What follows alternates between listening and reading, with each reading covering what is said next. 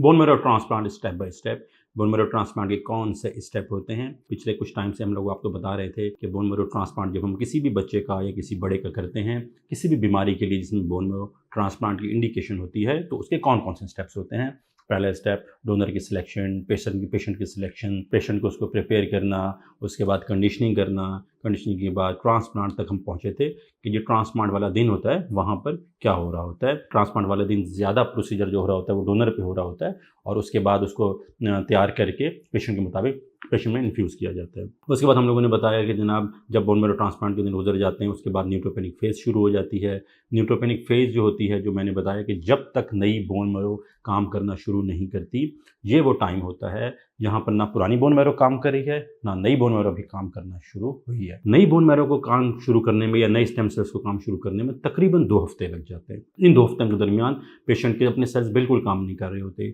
उसकी क़ुव्वत मुदाफ़अत बिल्कुल काम नहीं कर रही होती। तो ये वो टाइम होता है जहाँ पर सबसे ज़्यादा चांसेस होते हैं कि खुदा न खास्ता उसे कोई इन्फेक्शन से ग्रिप कर ले, कोई इन्फेक्शन उसे ना हो जाए, बैक्टीरिया का, वायरस का, फंगस का या कोई भी और, क्योंकि उसकी क़ुव्वत मुदाफ़अत इस वक्त तकरीबन बिल्कुल ख़त्म हो चुकी होती है। इस दौरान क्योंकि जब बोन मैरो काम नहीं कर रही, बोन मैरो वो जगह है जहाँ पे सारे हर तरह का खून बन रहा है, वाइट सेल भी, रेड सेल भी, प्लेटलेट्स भी, तो इन सब चीज़ों की भी कमी हो जाती है और हमें बाहर से सपोर्ट देनी पड़ती है। यानी कि डोनर से हम लोग लेके, डोनर का मतलब ये होता है कि आम डोनर जो ब्लड हमें दे सकते हैं, उनकी स्क्रीनिंग जो हेपेटाइटिस बी, सी, एचआईवी, सिफिलिस या किसी भी बैक्टीरिया से पाक ब्लड हो, सीएमई से पाक हो, उसको हम लोग पेशेंट को लगाएं जब उसे ज़रूरत होती है। क्योंकि जब तक नए सेल काम नहीं कर रहे, उस वक्त तक अगर हम बाहर से सपोर्ट नहीं करेंगे, तो ये सबसे क्रिटिकल फेज़ होती है जहाँ पर फिर पेशेंट के लिए ये चीज़ जानलेवा साबित हो सकती है अगर हम उसे बाहर से सपोर्ट नहीं करेंगे। जब किसी भी पेशेंट को ये जो टाइम हो रहा होता है दरमियान में, इसमें और भी कुछ कॉम्प्लिकेशंस का डर होता है, जिसमें पेशेंट को हम एक-एक करके बताएंगे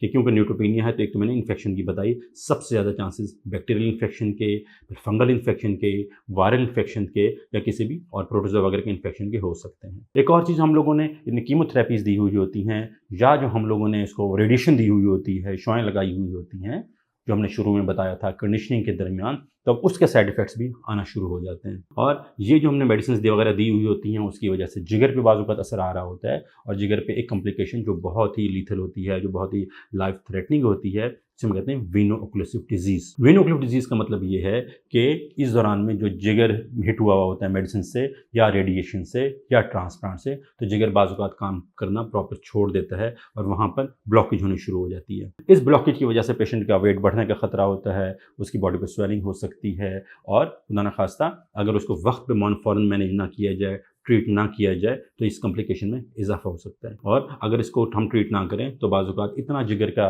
बिलिरुबिन लेवल और ये कान इतना बढ़ता जाता है कि जिगर बिल्कुल काम करना छोड़ सकता है, अगर उसको फ़ौरन मैनेज ना किया जाए। तो ये कॉम्प्लिकेशन होती है जिसको हम लोग नज़र रखे हुए होते हैं, हम उसे मैनेज कर रहे होते हैं इन्फेक्शन के साथ-साथ, और इसके अलावा कुछ और मज़ीद कॉम्प्लिकेशन भी हो सकती हैं, जिसको हम अगले स्टेप में डिस्कस करेंगे। क्योंकि सबसे इम्पॉर्टेंट फ़ेज़ जो है बोन मैरो ट्रांसप्लांट में, वो शुरू के दिन यकीनन बहुत इम्पॉर्टेंट है, ट्रांसप्लांट डे बहुत इम्पॉर्टेंट है, मगर अगले दिन जो होते हैं कुछ दिन, वो भी बहुत इम्पॉर्टेंट होते हैं। और जब तक नई बोन मैरो काम शुरू ना करा दे, हमें स्पेशल केयर में, स्पेशल रूम्स में, स्पेशल जगहों पर जहाँ पर फ़िल्टर्स चल रहे होते हैं, जहाँ पर हवा भी फ़िल्टर होके आ रही होती है, उसमें रखना पड़ता है और उन कॉम्प्लिकेशन से बचाना होता है। अगली हम डिस्कस करेंगे कि इसके बाद और कॉम्प्लिकेशंस क्या हो सकती हैं इन्फेक्शन के बाद,